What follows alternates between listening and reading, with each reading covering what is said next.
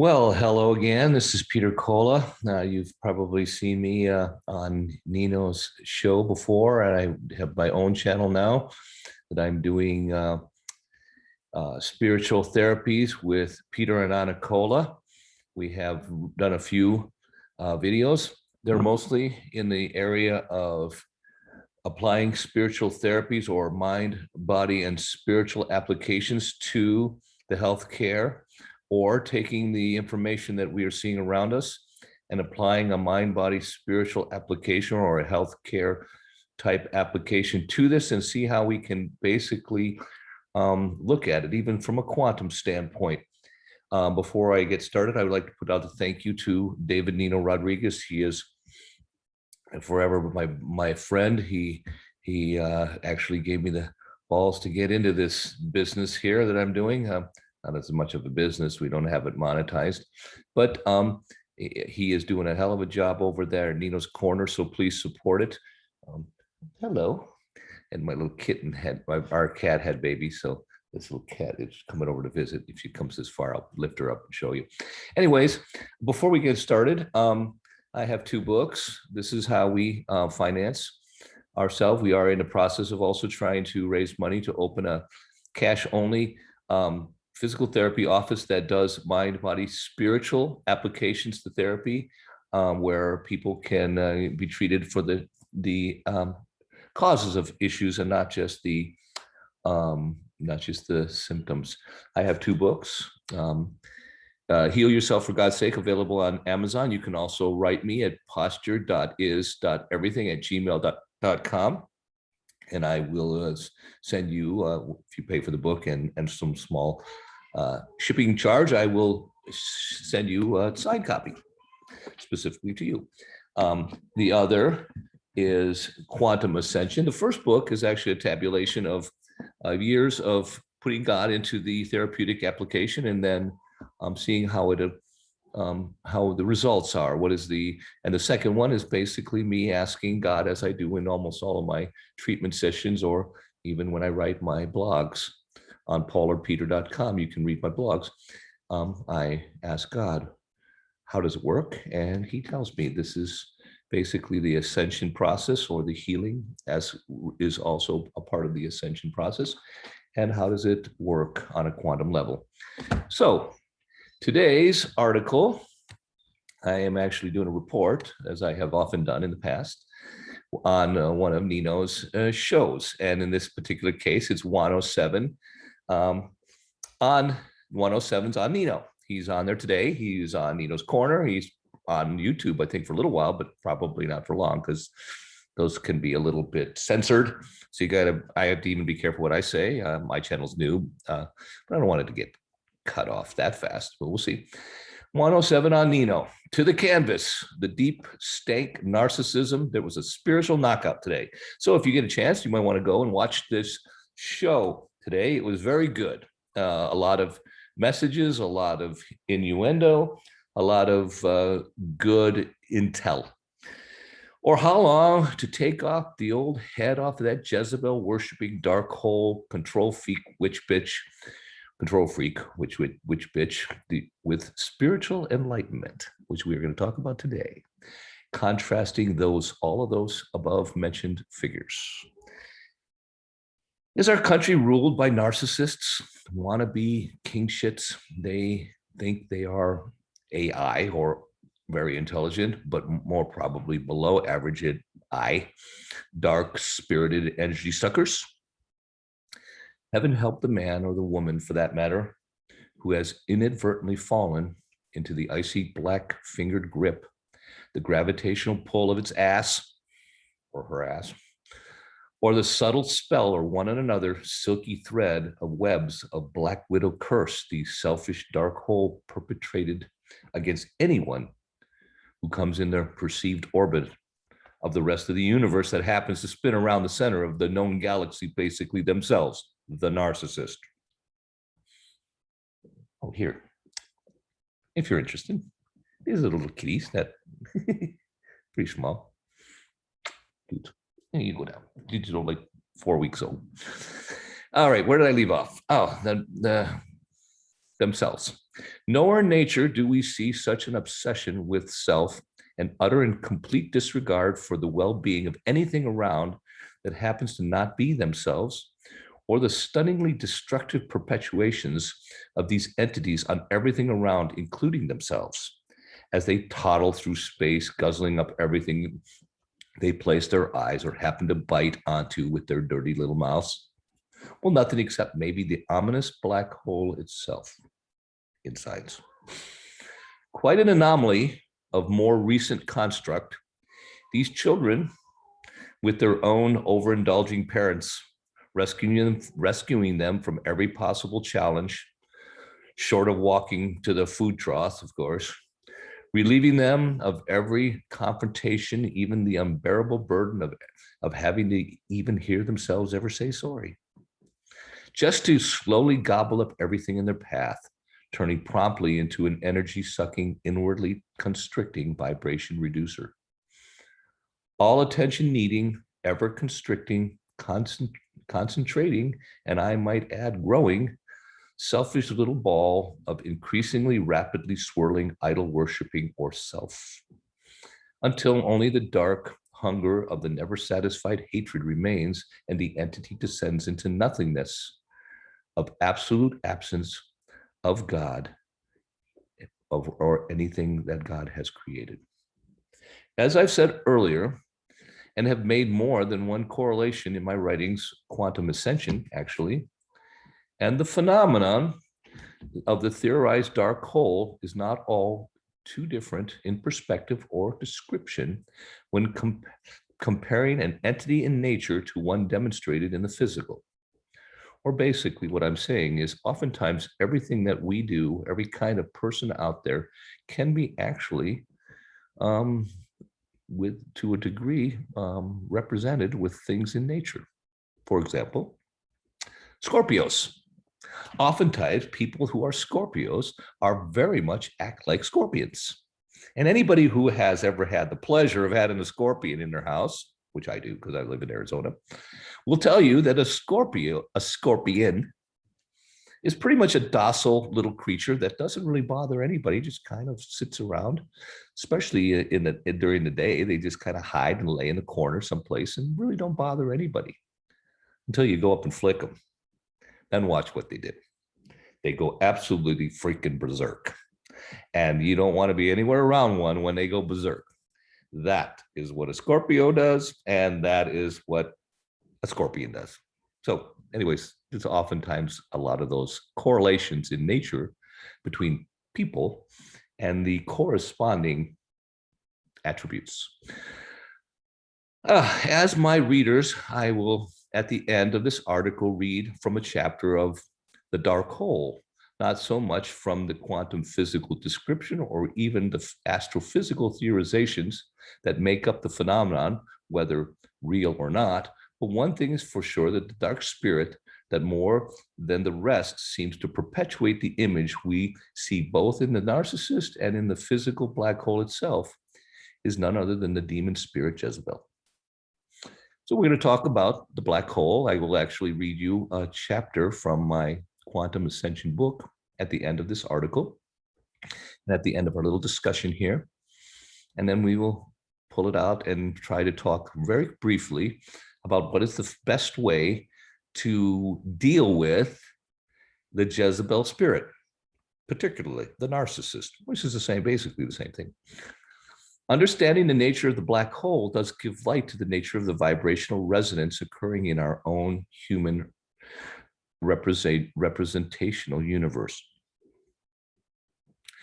I will quickly talk about the black hole and what happens in that situation, as theoretically it is matter that is through a massive amount of accumulation of matter for some reason, or because of probably excess, has constricted instead of exploding in a supernova type scenario. It constricts and forms a ball into ultra small size. As a matter of fact, it is even smaller than the distance between the actual proton shell. All that matter is squished literally into one small speck. And as this matter goes down, so does its vibration. It reduces ever so the vibration through gravity of the sound that makes up the matter. And as it constricts further and further, it becomes more and more dense. With energy comes heat. So actually in the center of the black hole is absolute zero. But as the matter reduces in vibrational sense, it is considered by scientists, at least quantum scientists, that also time stands still. So as it were, as it approaches the black hole position in complete constriction, it also completely stands still, doesn't move, no light, and has no time associated with it. Interesting. The concept of hell, as I've discussed in other ones of my blogs, I can't remember which ones, but they're back there. I mean, oh yeah, hell. What's all the fuss about? I think I called the article. Maybe check it out. It's pretty good. And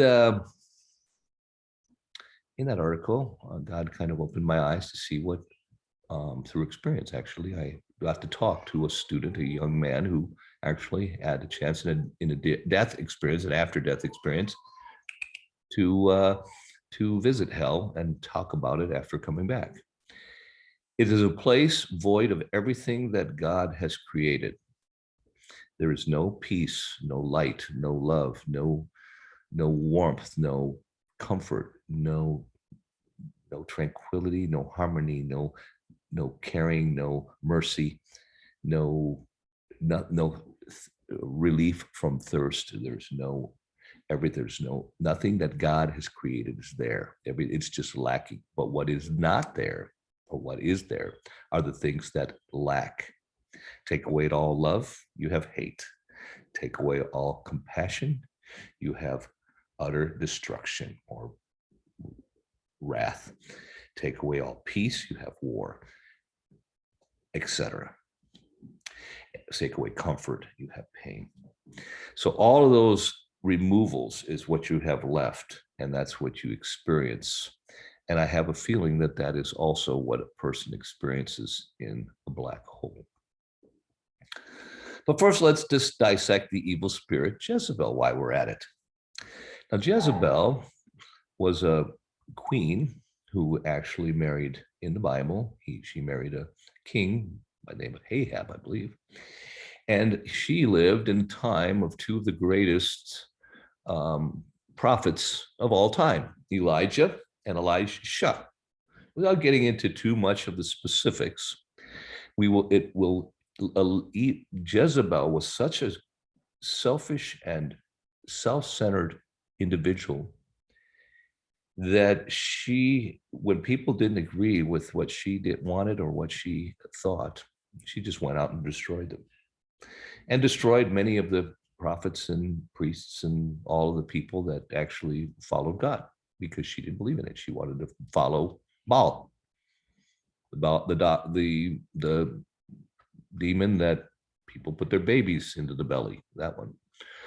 And then here comes Elijah, one of the greatest prophets of all time. He could command down pillars of fire to consume his enemies. He could heal, bring people back to life. He could wring water out of the ground. He could also tell the water to stop and they would have droughts, or command it to return.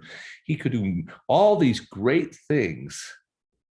And yet, when he was confronted with Jezebel, he ran.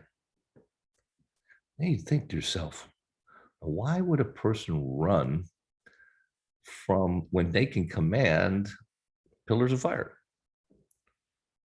Something to be learned there. So let's look at this further. Now, she's a narcissist, which Jezebel obviously was. Narcissists have particularly interesting skill sets. They have an undeniable desire to surround themselves with people who make them feel better. They, AKA the center of the planet that basically the whole universe rotates around. They're always right. And when they find out that they're not, they'll never admit it. They will flat out oftentimes go and slander and destroy that which opposes them. They love to be supported. So they will look for others who have talents or skills that they crave in themselves. But they will ultimately endeavor to enslave those people. And if they can't have them, they'll destroy them. They love butt lickers. But ultimately, they look in the mirror and hate themselves because they have the worst self-confidence. They have to constantly be reassured. They love attention. Positive or negative, it doesn't matter. Fight or love. As long as you're paying attention to them because they are the center of the universe. Now listen to that. They want attention.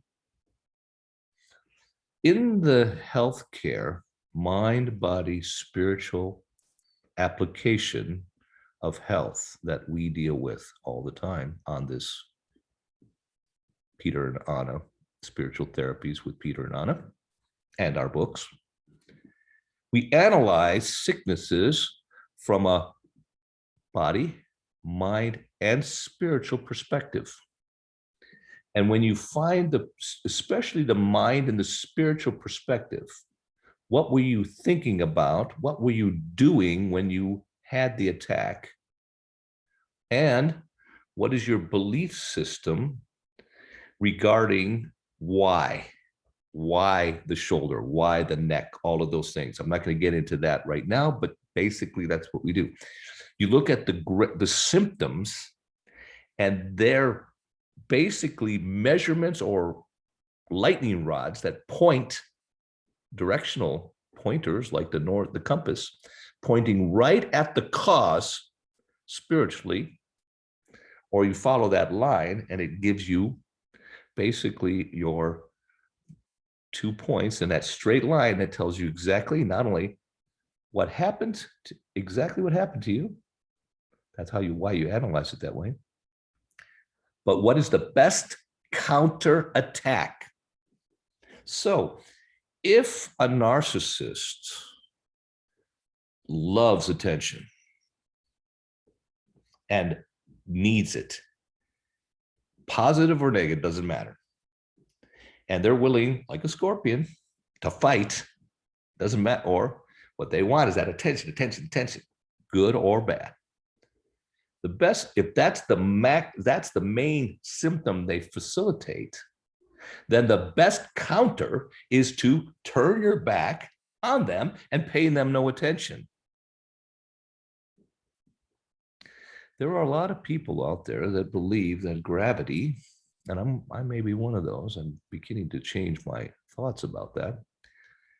Gravity doesn't exist, but in fact, we are living on a magnetic planet with a positive and a negative pole. Interesting about polar scenarios, okay?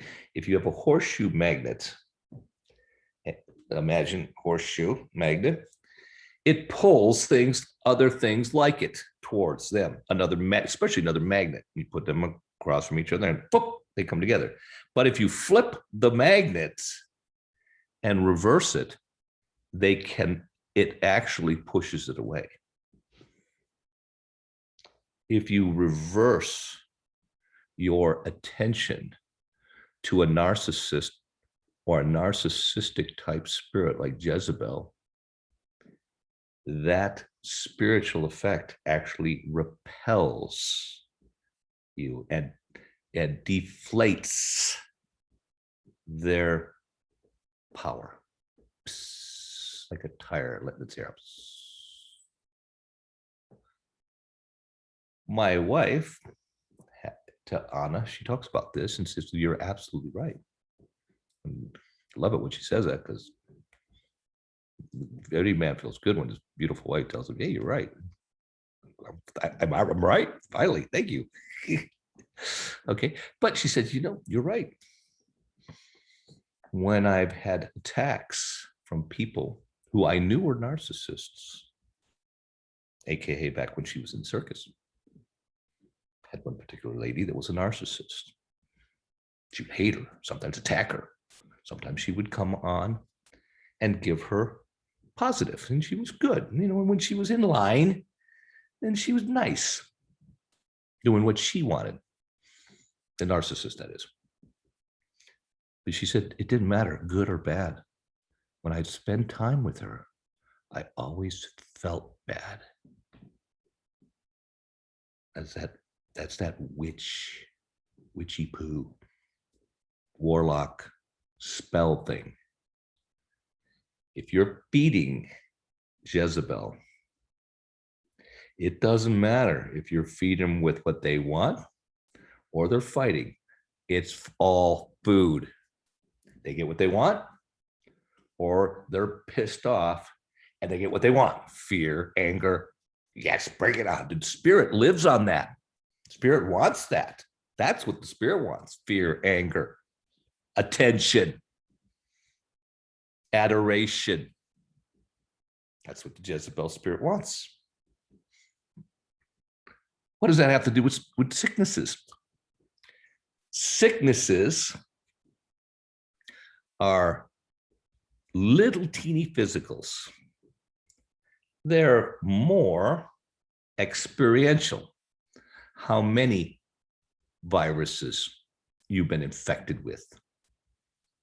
30 million, 30 billion in your 370 trillion molecules or atoms, I'm not sure which word, but it's a lot. Existence. Anyway, but the spirit, that which drives them. So when you know that it's primarily a spirit, you put your attention on it and you ask God, I am putting my attention on God, help me. Light is on it, that big godly light shines, and the spirit, boom, it's gone. We talked about that in earlier shows. And all that's left is that little teeny physical thing. And it has about as much effect on a person as a match has on a swimming pool. Yeah, single match doesn't have much effect on a swimming pool. But a whole forest fire, yeah, it'll have an effect. Why did we make this correlation? In healthcare arena, sicknesses, especially those with frightening names, today, Ebola, AIDS, comorbid 19, I don't like this used, cancer. Yeah, they have scary names. People hear them. I had my poor cousin, my poor Uncle Jerry, a man of countless scenarios, including Normandy as an Army Ranger in World War II. Saw 9 out of the 10 of his comrades fall, but he didn't. The guy was so big. For fun, when he came back from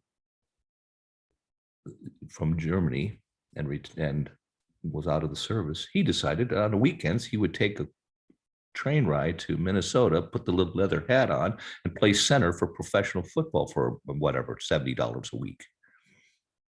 That was fun for him.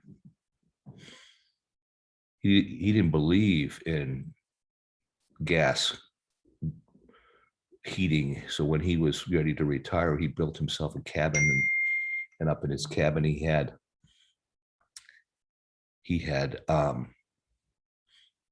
wood burning stove that he chopped himself. He was a man's man. He believed in chopping his own wood.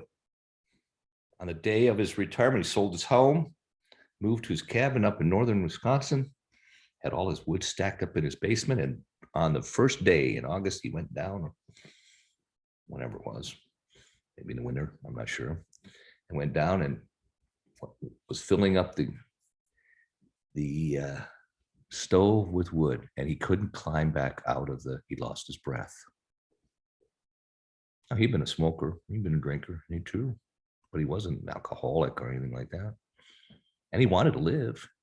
He'd lived for this time. Finally, he could fish and do all the things he were ready to in this nice new cabin. They had to carry him out of there with 4 guys. He was so big, not fat, big. And they got him to the hospital. He did a biopsy, and lo and behold, he come back in his room and they said, "Sorry, but you've got cancer." That day, he died. He heard it. That was a death sentence. I've seen myself many times people, when they hear these death sentences, they go immediately downhill. That's the mind, spirit, belief, but also the power, that word, the curse behind it.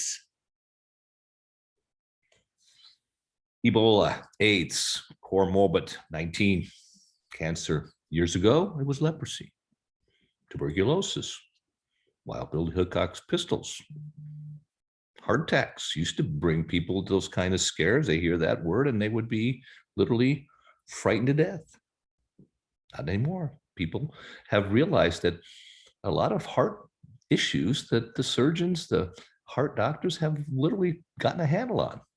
So they're not afraid of that scare. And funny, there's not as many heart attacks as there used to be. Interesting. They're not afraid of it. Fear attracts attack. Fear attracts attack. Fear feeds the spirit. The spirits behind these things. The spirit behind the plague. The spirit behind, I gotta have it, or if I get it, if I don't get it, I'm gonna lose my job. You got a right to free choice. Make your choice and then stand for it. If you lose your job, you lose your job. There's more jobs. I've lost my job so many hundreds of times I can't even remember, for standing up for God. And every time I stood up for God, I'd lose another job. Oh, okay. Hey, you know what? But I'm gonna still stand up every time. Every time. Quantum dissension. And thank God for guys like Juan and Nino. We're talking about, standing our ground. At the same time, no, there's a spirit that drives this. And when you put your mind and your attention and you realize it's not just slapdick president that's giving you some EO or some dumbass governor in New York who said, we're going to have everybody that goes this. They can say that stuff all they want. But when you realize there's a spirit behind it, and there's actually a spirit driving it that wants attention, they want the fight. So you can fight, you just give them what they want, or you can be afraid, and they give them what they want. Or you can say, whatever, and go upon your life and ask God, you know what? I know what's going on. I know that's a spirit back there. And you've just deflated its attack. And now it's just this little pipsqueak of a governor that himself will probably not make it another month or two before he's in jail. The governor in Arizona, for that matter. All this fear, okay? Rightfully so for the people who are still dumbasses and going along with what the dark Stank tells you. They tell you, you've got to have this or you can't work. And I won't work for you. I will work somewhere else. Can't have it if you can't buy food. Oh, I'll buy food somehow. I'll figure it out. And anyways, try to keep me out of the grocery store. We'll see what happens. We'll see how the camera handles that. See how the news handles that. Okay. Can't. I'll take your kids. Come and take them. See what happens. See if you get through us. You wouldn't even make it down our street, my street. I got so many buddies that have big. Yeah, come try to take the kids. See what happens. You won't live. It wouldn't be a good idea. They've already taken so many kids already, and we're on to them. Again, their power is leaving. They can threaten all they want. And we can sit and argue about it and feed that demon with fear. Or we can say, yeah, see the hand, talk to the hand. I'm not playing. You know, I know what's going on. I know it's a spirit.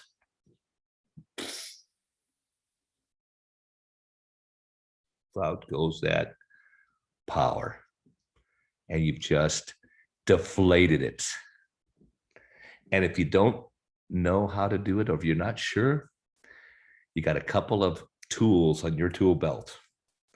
God, I believe. Now help me with my unbelief. Oh, I love that one. Oh, that's one of my favorites. I've used it. I have not because I ask not. I'm asking. Good for you. And we are overcomers for those who are in Christ Jesus. Perfect little weapons that you can just pull out like a nice little Glock, except a holy Glock that shoots holy bullets. All right. Quantum Dissension, a chapter out of my book, Quantum Ascension.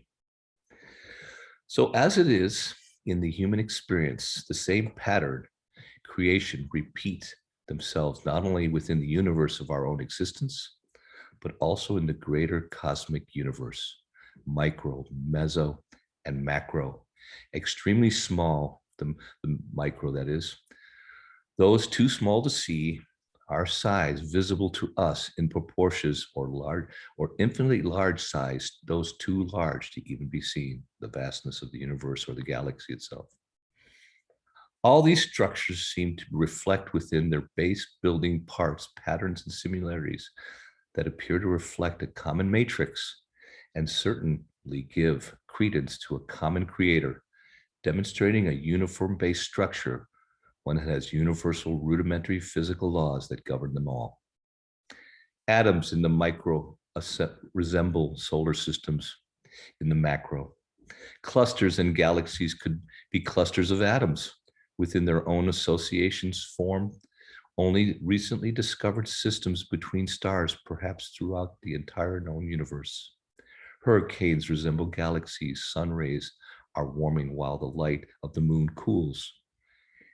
Babies, when first created, smell perfect, and butterflies can flap their wings on this side of the planet while causing a hurricane thousands of miles away. At least that's what they theorize in chaos theory, whatever.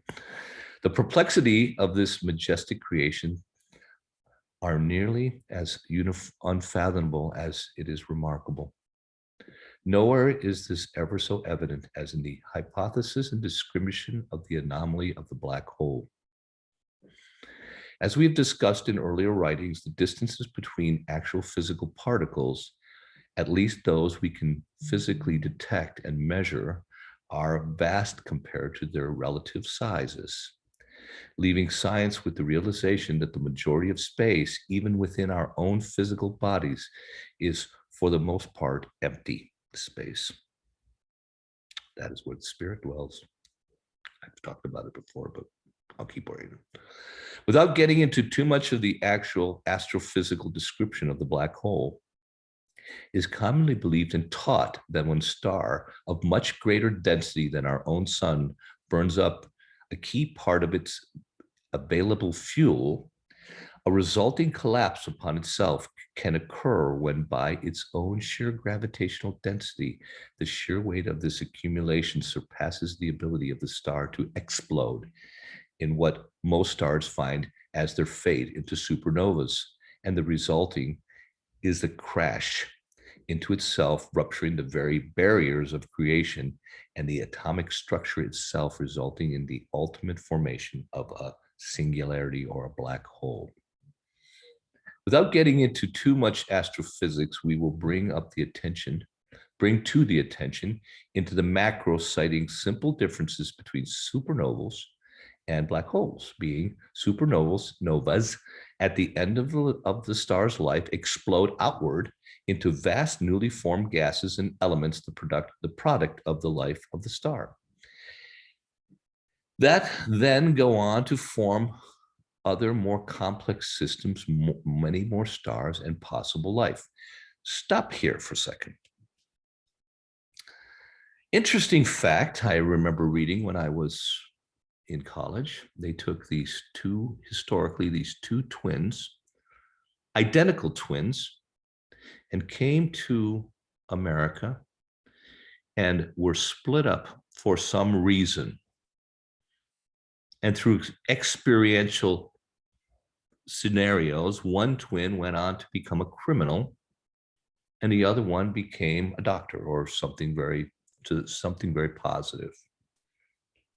The criminal did end up having children, but very few, and it was not a positive scenario for the children of a criminal. They had the hard life of having to grow up with that problem, and they themselves became or were influenced to actually go down the same paths.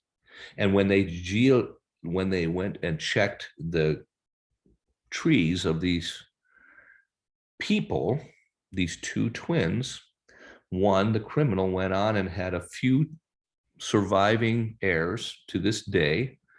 Most have not really accomplished much, but if over the course of maybe the last 150 years, he may have had as much as 20 or 25 descendants of them. Half of them were laborers. The other half didn't really amount to much of anything. And only one or maybe two actually crawled out of the hole of the blemish left by his heritage. While on the other side, that other family had at least 150 or 200 heirs, of which at least 80% went on to have higher education or have successful lives. One actually even became a president, and a few were other successful politicians, and others, well, not that politicians are successful, but others were, a majority were doctors and professors and teachers and contributors to society in a positive way, and only one or two out of the 200 descendants were what could be considered social deviants or a burden on society. So clashed was the fates by identical twins. So it wasn't a question of genetics, but merely experience, and then having to overcome maybe the prejudices of the family that followed. Those complex systems that we talk about, stars, when a sun has lived a full and healthy life and then supernova explodes, it rains out its blessings out into the universe, and it can create other systems, other stars, other planets with carbon-based possibilities, or gold, or other things, carbon and other attributes. while the black hole that spent its life accumulating, only went into nothingness and gave nothing back. Very synonymous with what we see in our own society often. The black hole, on the other hand, is a product of a life of a star that held onto too much material stolen from other stars. Either way, hoarded vast amounts of physical energetic material. And when the life finally comes to an end, a collapse upon itself or into itself, selfish constriction into the absolute void of non-existence, death, and timelessness occurs. Hell, basically. The process or the mathematics of this theoretical anomaly, and I say theoretical, I do say theoretical because while the presence of a black hole can be observed, it is not actually the black hole that is being seen, but the effect of the anomaly has on the surrounding environment that has led scientists to believe they not only observe them, but also study them. It is these effects that the black hole has on the surrounding that I'm correlating to the study we are discussing here. A black hole is an ever-hungry pit of darkness that only sucks everything in and rarely generates anything except possible destruction in return. Sounds like our government under slapdick right now kind of is the same way. They don't seem to be doing anything good, just spending money on them and giving it to themselves. Everything that falls within the grasp is sucked down to what has been called the continuum, whereby nothing of reality can exist. All physical matter is so compressed by the sheer force of the gravity this glutinous entity emits that matter itself is compressed into such a small, insignificant point that it is theorized that there may absolutely be no distance between the singular pieces of raw energy, capturing and then suffocating any and all physical energy, even light, into a single, infinite, small space. The wave of sound, like energy, literally ceases to move and thus dies. A sort of depression of energy plays out in an ever spinning to an absolute dark, lifeless center point, which could only be described in the most philosophical manner as the opposite of ascension, or we have coined the phrase dissension. I don't think the word dissension actually exists, but I've used it for my purposes. I've created that word. For the purpose of our discussion, I would like to make a correlation between the anomaly of the black hole and pure evil that can occur in the hearts of those who truly are evil people. I'm not talking about people that do bad things. I'm talking about people who do evil things, that choose a destructive nature and a destructive type attitude towards innocence. It is the belief of this author when God banished the enemy, Satan or Lucifer, Satan, from his presence, he stripped him from everything that would be considered godly: light, love, peace, joy, mercy, anything good. If we assume as God created the physical universe and called all of his creation in turn good, then likewise everything physical was removed from evil, leaving only spiritual essence of it to dwell in darkness. All of those things were called good: the earth, the light. Let there be earth, let there be light, let there be animals, let there, all of those things. And it was good, he said. The positive emotions or actions such as truth, kindness, compassion, wisdom all come from God and thus fall outside the axis of the spiritual dark creatures who by nature must flee from anything godly, especially light, when it is engaged. As for the creatures who dwell the closest to this absolute darkness, all essence of these spirits anomalies as well become physically non-existent. Within their own individual universes, their souls, home, God gave them, envelop ever darkening shades accumulating until the resulting death collapses and this collapse occurs. Thus, all the necessity to articulate in a negative anti-God emotional energetic endeavors such as fear, torture, slander, lies, deceit, Because if these poor creatures within their very existence are doomed to flee from God, it is only within these remaining shadows that any kind of existence can be realized. If all they have, if they have no love, because that's been removed, and all they have is hate or fear, this is the energy that they must live on, this descending energy. Falling prey to these emotions does a sort of quantum descending or dissension occur. I don't know, sounds like it to me. That's what I believe. In the world of our direct view, we see similar patterns play out in the relationships or interactions of souls who are privileged to observe. I'm going to skip through a little bit. I have made a correlation of a caterpillar throughout my book without the pre-existing descriptions. It wouldn't be appropriate to talk about that caterpillar part. Now back to the black hole.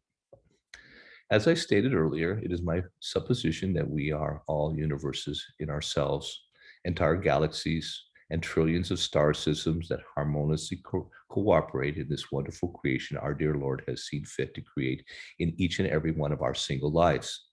Good and evil must be demonstrated clearly, each as pigments presented on a painting to give the observer a clear depiction of the painting before them. For he did say, "For I knew you even before the first star was in the sky or the drop of water appeared in the sea." He knew us before he even created these things. This in itself would support the fact that we have always been here and we are in the likeness of our creator, immortal beings. This fact I too will touch upon a little later in that book, the Quantum Ascension book, not today. So as entities of the like of trillions of star systems, there is a part of us that represents the very heart of our living God. In the physical universe, it has been stipulated that at the center of the largest galaxies resides its center, a black hole. That has recently been changed, and now they're saying an enormously vast density of stars resides in the middle of ours. I'm not sure why they can't see the center, but for some reason, they've changed their view, as they always seem to do in astrophysics, for those who are frustratingly study it, like I do.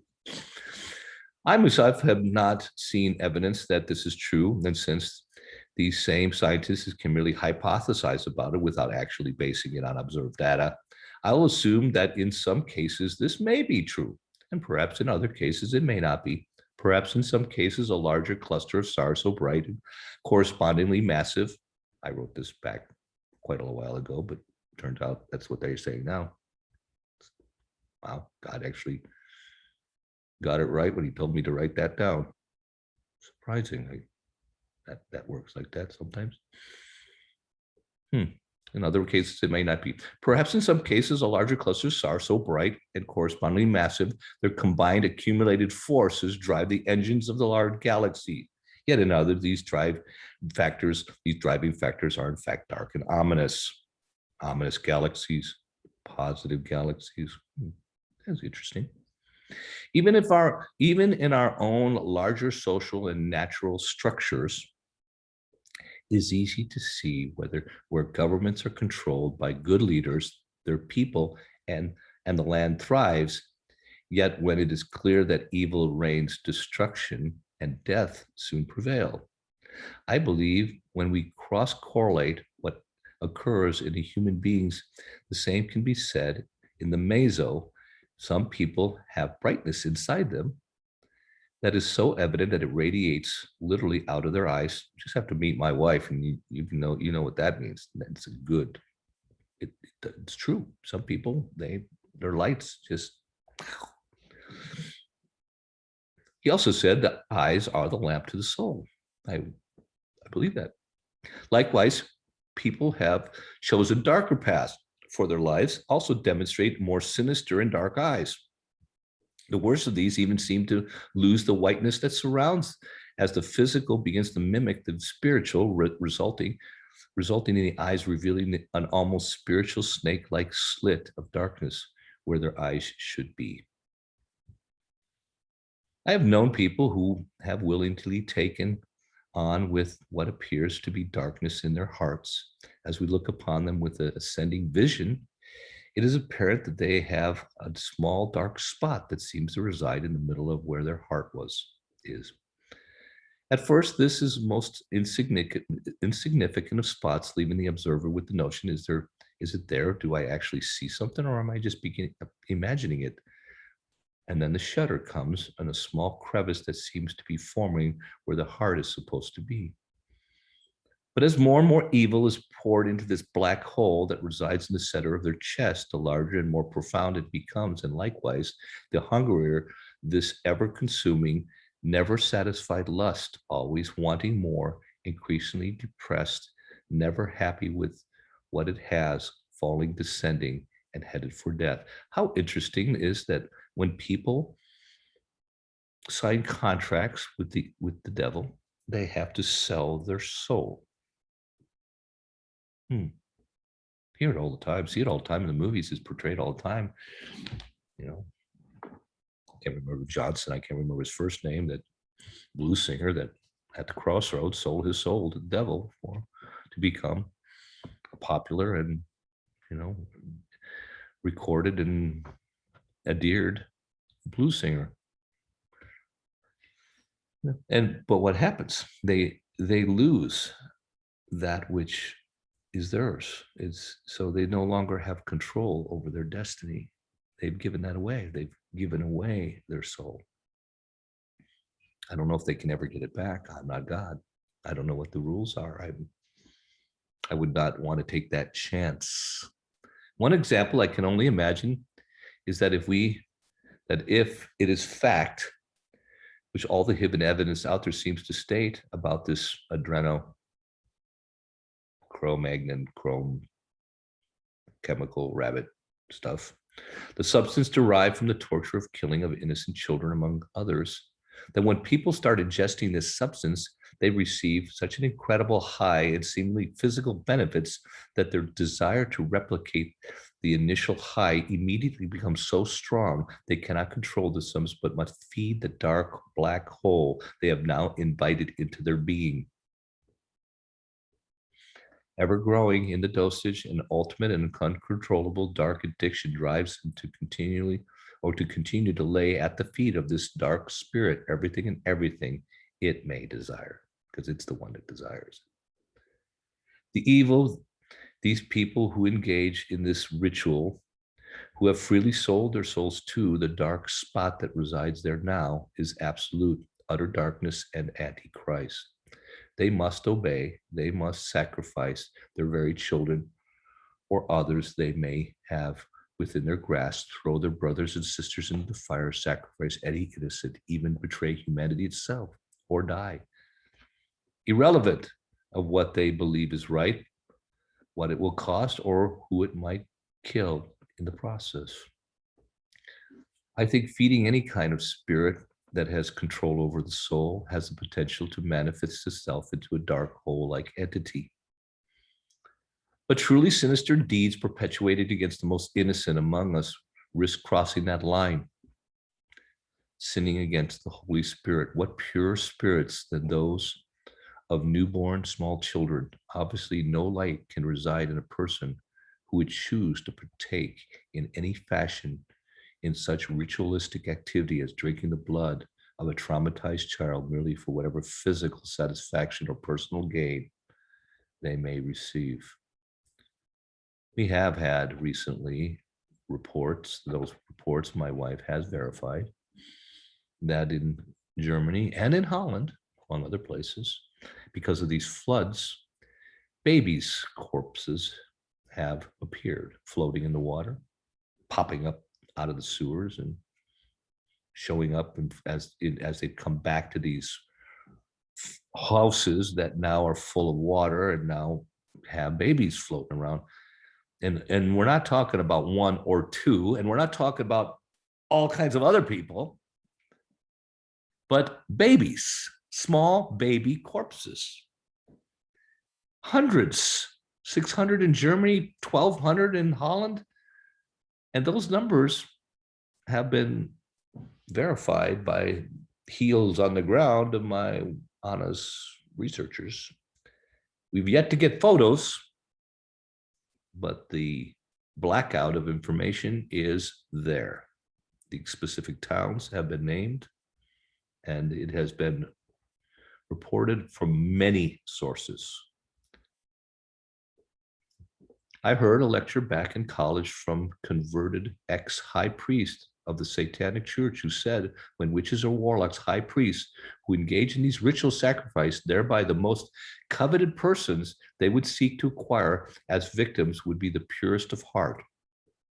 Of course, innocent elderly, afterwards children, eventually babies, and ultimately a young virgin girl, older the better, were not older, I mean, like a woman that still is a virgin, were among the most desirable because of the pure essence of these spirits is that which these creatures wish to capture.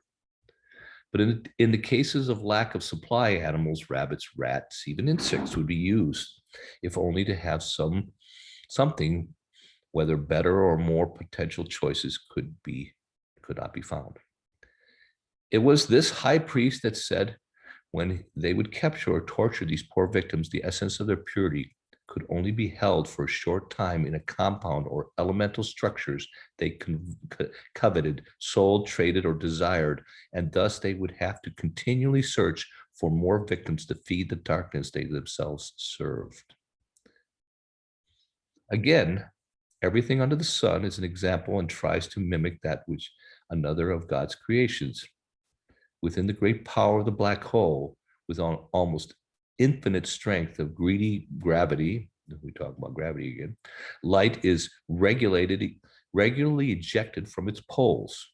A light, by the way, that is so bright, it is brighter than the combined luminescence of all the stars that are around it. That's why they can so easily see these things.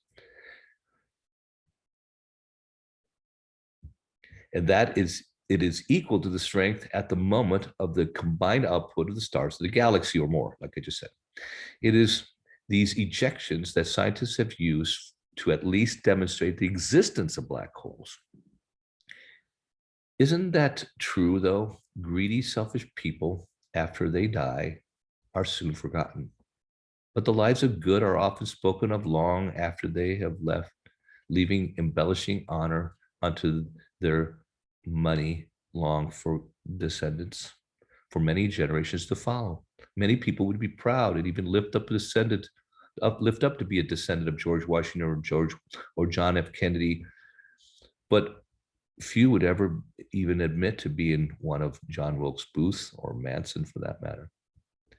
Even the great powers of the greedy black hole cannot hold onto light, and after holding it for only a moment in time, must release it in the vastness of space. Pure light must leave the grasp of the dark foe and illuminate back into the vast heavens of Earth's entire universe. Hawkins, Einstein, and many others who have mathematically calculated the capacity of this work out the calculations of the black hole, state undeniably that this singularity event, time ceases to exist. And if on the quantum level, all energy is sound, if even the most rudimentary sound in the black hole is compressed to the slowest and ultimate single still moment of the wavelength becomes zero, then the sound must cease also to exist. If time ceases to exist and energy stops moving and all space between the halted moving energy disappears, then it is not hard to fathom on a quantum level that when death occurs and this black hole effect likewise occurs, this vast world of evil compression down into nothing perpetuates a vanishing into the world of non-existence. Ascension must win. If darkness only embodies the smallest, most insignificant point of space, completely void of movement. Remember, physical energy on a quantum level is a sound wave, movements, and time itself is the movement of the measurement of these waves. Then the negative energy can only reside in the shadows of the walls of our house God created us to be. Thus be the same cadence and point by this small remaining essence of dirt or darkness we bring into ourselves and veils the light to cast shadows in our own homes as we ascend in our consciousness collectively, and more individual universes of people brighten up their reflections, shadows disappear from their own conscious experiences and existences. No two energy systems can have the same space. Even people cannot occupy the same space. So if every person is a universe upon themselves, they are responsible for the energetic key and the energetic dynamics of their universe, their perception. Regardless if they call energetic beings aliens, or they call them demons or angels, or they call them a rock and a bunny rabbit, it doesn't matter. It's all perspective. That doesn't decide if they are going to go to God or not, depending on if they see a flat earth or a round earth or dinosaurs or just lizards that happen to grow big in Noah's time because they lived a long time. Who knows? And different things like that, different questions. The questions don't determine if you believe in God or not, if you want good in your life or not, if you see these scamdemics as primarily a curse or not. The determination of seeing truths have a physiological effect on us as truthers to ask the second question: why and who did the lying? That's what you want to know. That's what I wanted to know. When all these, it wasn't until I started putting God into the scenario of my healthcare that he started showing me things. And people were suddenly healed. And then truths started appearing. Such truths as a doctor saying to me, I would never take chemo myself or give it to my family. No way. Then why are you giving it to others? You ask questions, and then you start to see, well, what's exactly in there? How is it that they're using death to supposedly heal? Didn't Jesus himself say you cannot drive out Satan or demons with other demons? Darkness can't drive out darkness. Only light can drive out darkness. Yeah, darkness can pollute, but it can't drive out light. Healing is from God within the same spectrum as light, love, peace, and joy. Filter out the darkness, clean up the filth off the walls and the floors of our mansion, leaving only the light to shine through. As ascension truths are discovered, healing must occur.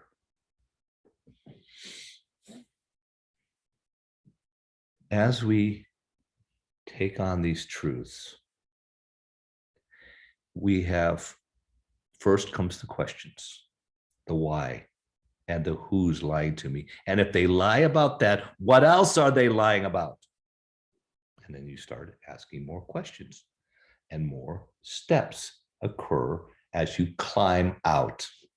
And then as you get a higher perspective, you realize two things.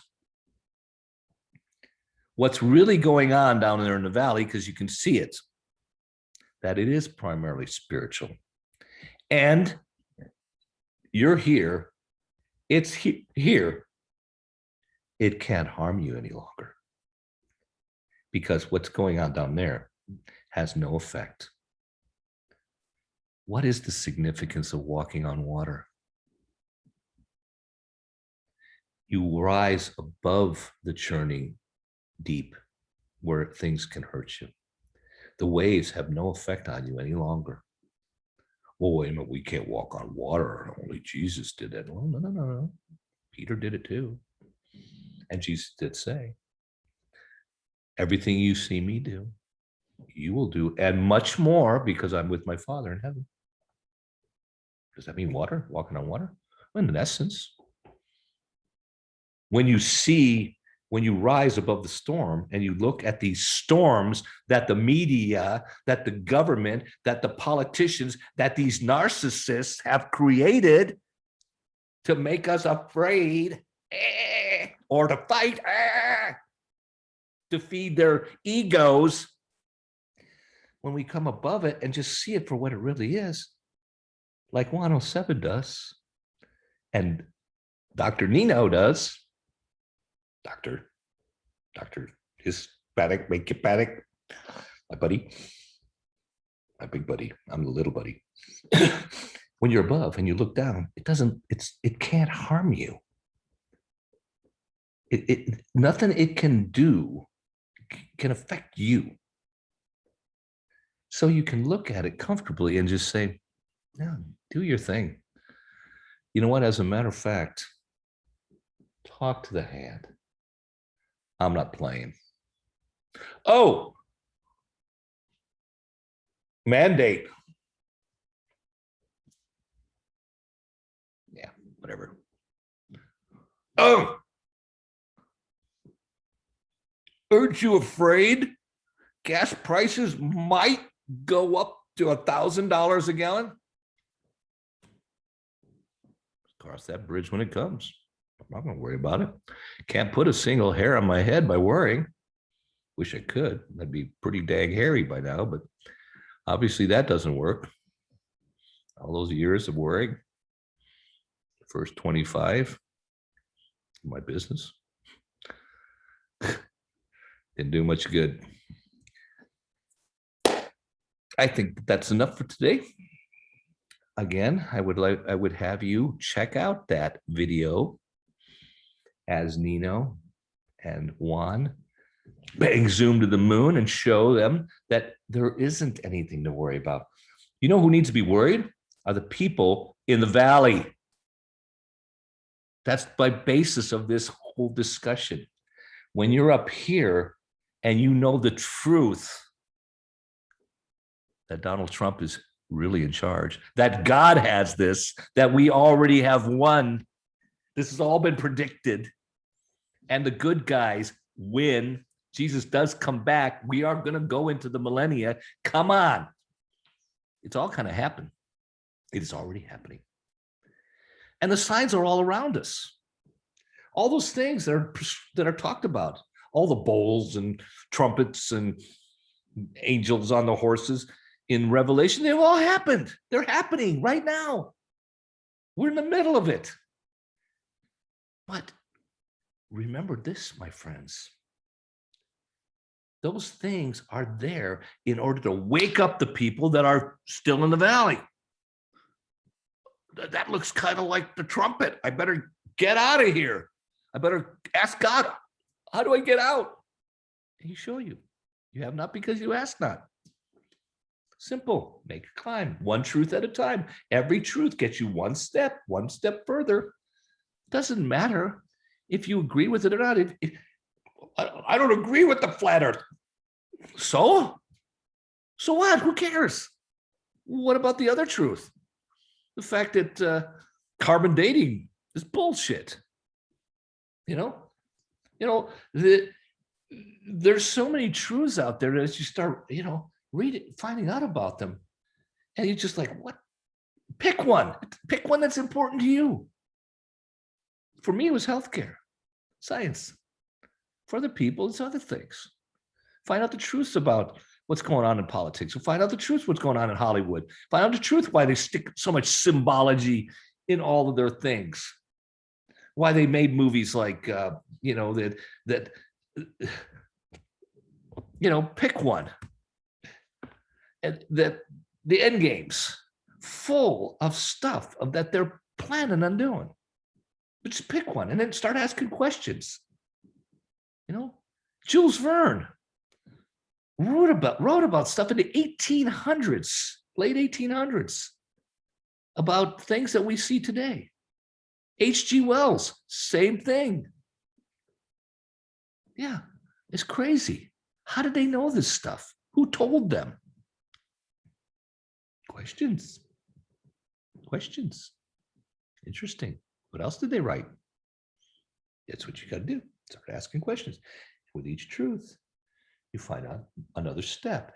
And as you start climbing and you look back down, suddenly you're not afraid. It doesn't even matter if their giants are in the valleys. When you look from a mountaintop at a giant in the valley, he's just a little pipsqueak, like only slightly bigger than the other ant people that are walking around down below.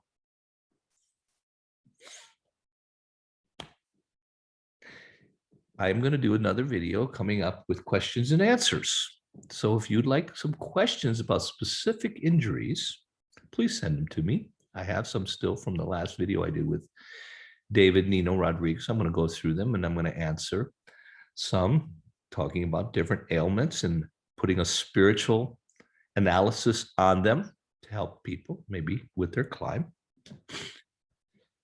If you would like to help us, as we help a lot of people, we don't get paid because we don't charge the insurance company. And people when they want healthcare help, they want the insurance to pay for it. So they, there's money these days, except the rich and the people doing what the dank state wants, and people who don't do it, they don't work for very long. You have to do their own thing, help each other.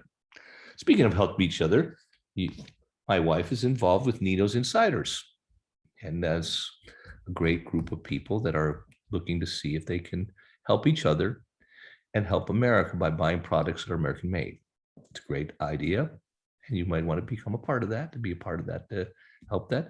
You can also help us by buying one of our books, like I said, Quantum Ascension or Heal Yourself for God's Sake. I will have other books soon. I have actually written 10 other books I will be publishing as soon as I find a new publisher. So if you are a publisher and you think God would like to be a part of this ministry, this truth that we're spreading, please contact me. And also, I would like to talk to certain people that I have grown to admire, and I'd like to speak to them about healthcare things. Charlie Ward, Simon Parks, Jacko, LK, Peter Beerhoff in Holland, Nederlander. Ik in Nederlands spreken. Ik wil heel graag even met hem spreken. If you know him, please have him contact me. I also have a Paul or Peter Telegram. Telegram. My wife Anna is Anna Cola on Telegram. We also have Gems of Health and Wellness on Telegram. We have posture.is.everything@gmail.com. You can email me. Also on paulorpeter.com is my blog. You can get all of this information at the bottom of the video, and contact us, please. And if you have information to where we can contact those specific people, emails, etc., please contact me. I'd also like to talk to Gene Decode. Yes, please. Anyways, I hope that as you enjoyed this video and it has sparked your interest into at least asking a few questions of your own. And please check out my good friend Nino's blog, and his video on Nino's Corner and on YouTube, of course. Take care. Love you guys. And until the next time, bless you.